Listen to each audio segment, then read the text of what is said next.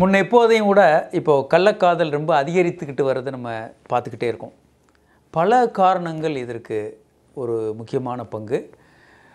ஒன்று moral standard அப்படின்னு சொல்லக்கூடிய நன்னெறி முறைகளில் ரொம்ப பெரிய வீழ்ச்சி அடைஞ்சிருக்கோம். நம்ம தனி மனிதருடைய நெறிமுறைகள் அப்படின்னு பார்த்தோன்னா, லஞ்சம் வாங்குவது ஒரு இயல்பு, அது என்னுடைய உரிமை அப்படின்ற மாதிரி ஒரு சொசைட்டியில் வந்திருக்கு. அதே மாதிரி பல்வேறு மட்டங்கள்லையும் நேர்மையாக நடப்பது அப்படின்றது எல்லாம் ஒரு அவுட் ஆஃப் ஃபேஷன். இன்றைக்கி அதெல்லாம் ஒன்றும் ஒத்து வராது அப்படின்ற மாதிரி ஒன்று. இரண்டாவது, போதை பழக்கங்கள் அதிகமாக, ஆல்கஹால் சாப்பிட்றது, அதை தொடர்ந்த வன்முறை, அது மற்ற அந்த மாதிரியான விஷயங்கள்.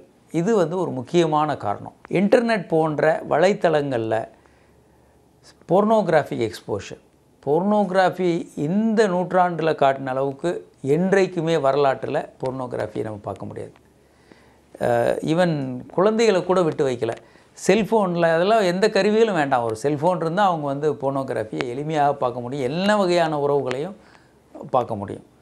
இந்த அளவுக்கு எளிமையாக போர்னோகிராஃபி கிடைக்கிற மாதிரி ஒரு லெவல் வந்தது மொத்தமாக சமுதாயத்தையே ஒரு சீரழிவுக்கு உள்ள வந்ததை நம்ம பார்க்குறோம்.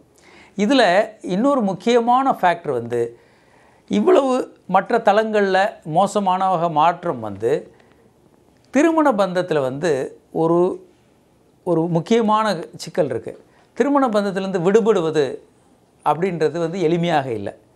இது கடுமையான ஒரு விஷயமா இருக்குது. அப்போ என்ன ஆகுதுன்னா, அவங்களுக்குள்ள காதல் போன பிறகும் சமுதாயத்திற்காகவும் பல்வேறு காரணங்களுக்காகவும் அந்த தொடர்பில் அவங்க கணவன் மனைவியாக வாழ்ந்துக்கிட்டே வெளி உறவை அவங்க தொடர்ந்து செய்கிறாங்க. இது கள்ளக்காதலாக வருது.